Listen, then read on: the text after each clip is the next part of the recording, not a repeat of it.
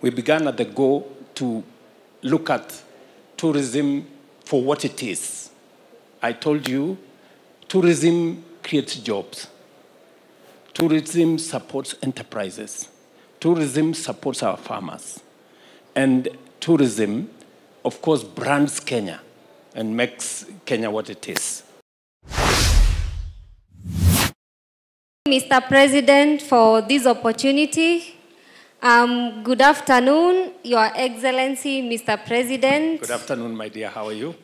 I am fine. Yes. It is truly an honor to be here today.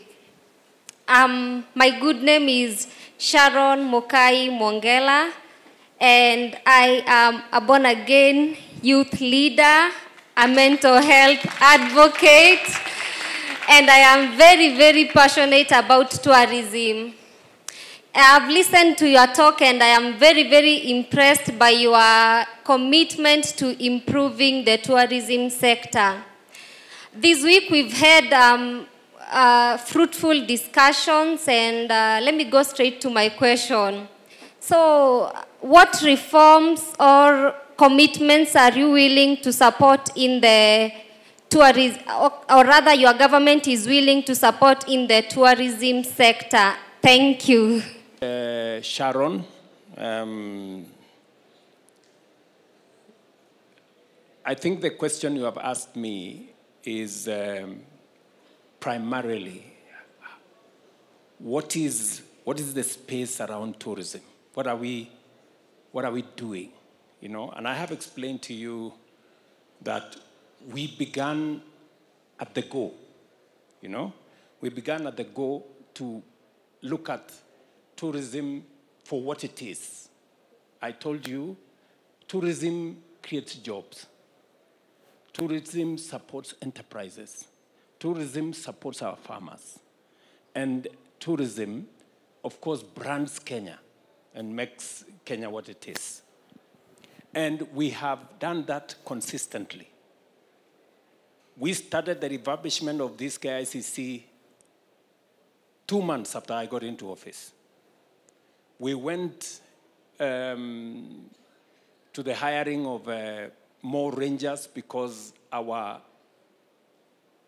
animals were our wildlife were being threatened by, poachers and people who wanted to undermine the whole tourism sector.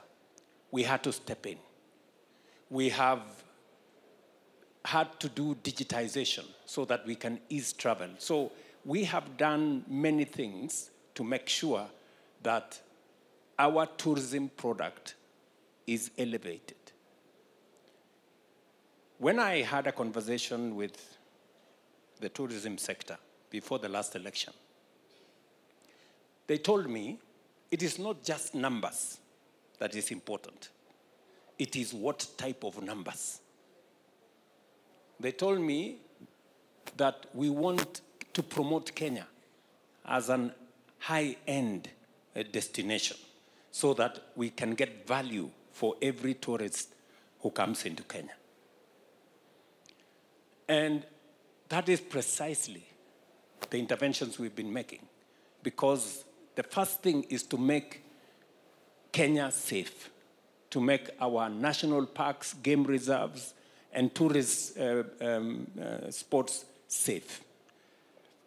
And that is why we had to hire men and women to take care of that. We have to promote, the tourism infrastructure. You need a proper working KICC. You need other spaces. I said, for example, we have gaps which we can turn into opportunities. There is space for us and for investors to invest in new hotels in Kenya. I'm very happy, for example, that part of the contract we have given to Bomas of Kenya is that there will be 3 new hotels at the Bomas of Kenya. Not built by the government of Kenya, but built by the private sector. And we are insisting that they must be among the best hotels in our republic. Because we have a shortage of bed space, especially in many of our tourist facilities are a bit aged, you know, whether it is at the coast or even in our parks, we have to rethink a renewal of all that space. So to your point, our focus is razor sharp on making sure that we deliver results. And the results speak for themselves today. Our tourism numbers are up by almost 1 million. Our park, people going to the national park have increased from about 2.1 million to 3.26 million. Is that correct? Yes, people visiting our parks. Delegates coming for conference facilities. We had 23,000 in 2022. Today we have 37,000 as of last year. Actually this year, beginning this year. And the numbers are growing, and the numbers are growing. The tourist earnings are growing, in fact, exponentially. And that is the trajectory we want to push. Good afternoon, Your Excellency, and everyone who is here, dignitaries, youth leaders, and all the CEOs. I'm really honored to be here, Your Excellency, Mr. President. It's my first time actually to have a one-on-one face conversation with you. My name is John Ongicho. I am from Migori. John Ongicho. Yes, and I am from Migori. I am a self-taught youth leader. I do mentorship with the youth. And I also support your vision #1 of growing trees, 15 billion trees by 2032. So what I've been doing with the youths, when I start with me, before I ask a question, because I want you to know me, because I would like to work with you. I love how you're working. Yes. Yeah. I like your resiliency. I like your decisiveness. And if you say it's going this way, I love it. Honestly, I would like to work with you. So I work with the youths as a CSO, civil society organization, through my organization, which is called Go Green. So I work with the community, and I work hand in hand with the area chief and the police. So to enhance the relationship between the youths and the national government and the community. So my question that I want to actually also bring onto your table, to you brainstorm a little bit and maybe bring it back on my table again. Be patient, So what mechanism do you have? Because to me, I already love so far what you're doing, and you don't need to, doubt how friendly I would like. Honestly, I love working with you. So, but I want to know, going forward, to 2027 and so on, because the responsibility which is coming for you, it's really tough, it's not easy. With the attitude of Kenyans of bringing people to the court, even if it's something which is going to benefit them. So with the youths, as a youth leader, which through the Go Green, which is a youth-led organization, what mechanism do you promise that can be able now to integrate all like-minded youths who are doing innovation, like the way we are doing also with the waste management, with the community, because we teach the community on how to utilize the natural resource that they have to keep the environment clean. And number 2, also we teach them on how to be sustainable through modern agriculture, of which actually I got the opportunity to have my tent over here. I will really, really be honored, beyond imagination, if you can even take a walk and see what I'm doing with my team. Thank you. John, Mr. Go Green, the same way you are looking for an opportunity to work with me, I also want to work with you. Especially in that space you have mentioned, the space around the environment. I have just come from UNEP. I came straight here from UNEP, discussing matters environment, because we have the United Nations Environmental Assembly going on in Kenya today. Because Kenya is not only the environmental capital of the world, because we have UNEP here, but Kenya is also a great champion on matters environment. I picked it up and because it is one of the areas that I understand very well by my background in training, and it is a contribution we can make to not just our country, not just to our region, but also globally. Today, Kenya is recognized as an environmental champion. We are the biggest sponsors of the climate change conversation and what needs to be done. And so, you and your Go Green and the Matters Environment, and I'm very happy that you're passionate about engaging young people. We have many interventions that we can work with you. We can work with you on the space around. As you know, we have, at the moment, a whole cleanup of Nairobi River that's going on here in Nairobi. That cleanup today is hiring 45,000 young people in the city of Nairobi. In fact, hopefully before I break for Christmas, I will be going to check on how far. I have promised the city of Nairobi, we cannot be the environmental capital of the world and have a river in our city that has sewage. It's not possible. It's contradictory. And therefore, I have committed that by January 2027, on the 15th, we will have completed cleaning the Nairobi River. And it will not just be cleaning the Nairobi River. We will have a whole new city with housing, with markets, with playgrounds along that Nairobi River. And the government of Kenya is going to spend close to 40 billion shillings to do that. It's going to be the highest investment in matters environment in the city of Nairobi. We are moving on to Ngong River. And John, I will want to recruit you and your team to work with me. And I hope somebody is taking some notes so that we can bring John and his team on board when we are working on the Ngong River, which all of you know that we had even a yacht club here on what was called Nairobi Dam, which now is a sewage. That we are going to clean up. We are finalizing the designs because we started with Nairobi River. We are going to go to Ngong River and Go Green, John and your team. I'm going to bring you on board on how we are going to work with the young people that work with you on matters environment. The results, census results that were released, we heard that South Africa, Namibia, Botswana, they are ahead of us, and Tanzania, in terms of population of wildlife. And if you look at these countries, they have what we call consumptive utilization of wildlife.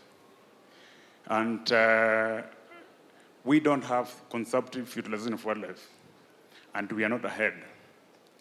So do you think we should introduce consumptive utilization of wildlife so that if somebody can keep an impala, if he has like 10, he's free to slaughter like 2, the way we do with goats and sheep? And you find we have people who are negative about this concept. Yet, if you look at, we consume cattle every day, goats every day. Butcheries are full of meat. But we have never lost them. They have never been wiped out. Why can't we do the same for wildlife so that we don't die without having tested an impala? Thank you so much. And then Jared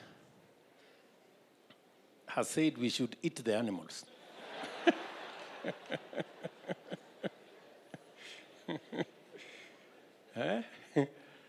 I think, Kanga, you need to attend to this man.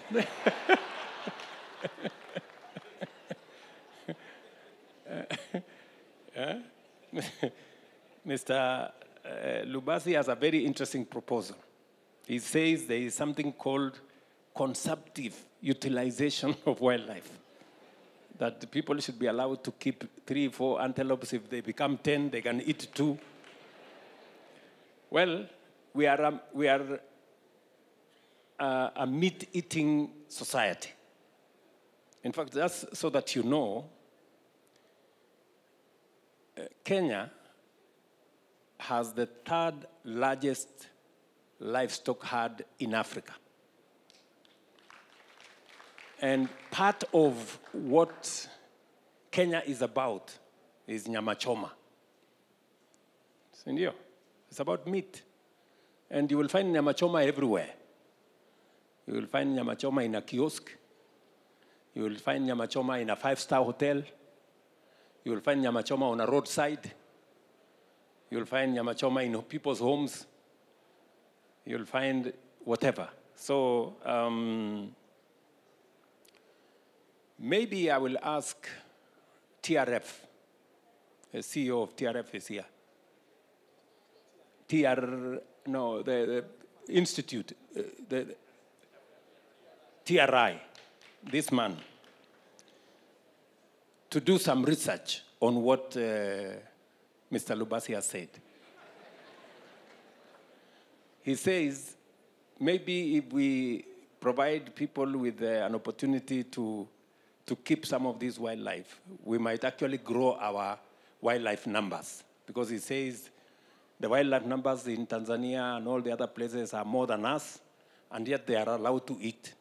So please, do some research so that we don't make a mistake. Yeah? Because I don't think I have quite an answer for him now. The only answer I can think about is for Kanga to deal with him. Good afternoon.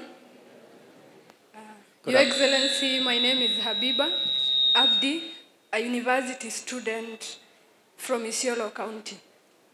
My question is, tourism doesn't seem very visible in the better agenda.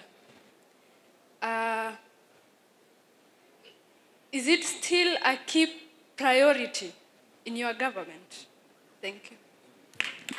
Thank you very much, Habiba.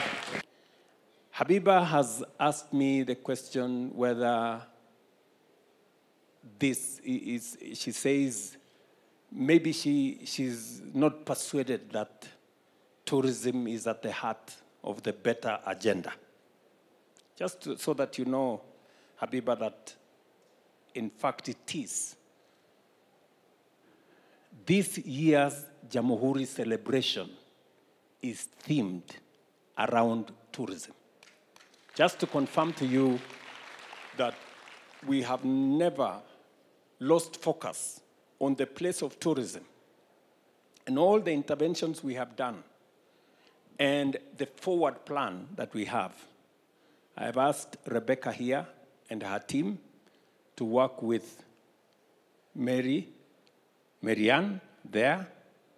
They made a presentation to me on how we can reposition Kenya, you know, and our product in a way that we can elevate our destination. You have my support 100%, and I look forward to sharing with you that product so that we can take it forward together. So we not only had a plan in 2022, we have a plan going forward that involves new tourism products, involves new facilities for meetings, that involves a better strategy on how to secure our wildlife. Just 2 days ago, I went to Tsavo to launch the largest rhino sanctuary in the world, in Tsavo. In fact, one of the presenters there was saying it is the largest rhino sanctuary on earth. So, and it just speaks to the strategy that we have as a country and what we need to do to be able to make our product better. And I did announce there that we are already in discussion with 5 international hotel chains that want to put up facilities in Savo just because they want to be part of the largest sanctuary in the world. And that is going to create more opportunities for the young people of our nation. It's going to bring us more tourists. It's going to bring us more revenue. And it's going to enhance the productivity of our country. Your Excellency, our President, and all protocols observed. God is good, and all the time, and that is his nature. My name is Frida Mothoni Karaoke, wananiita Noni. I come from a small and beautiful village called Kiambere in Mbere, Embu County. Asante. Wamudende.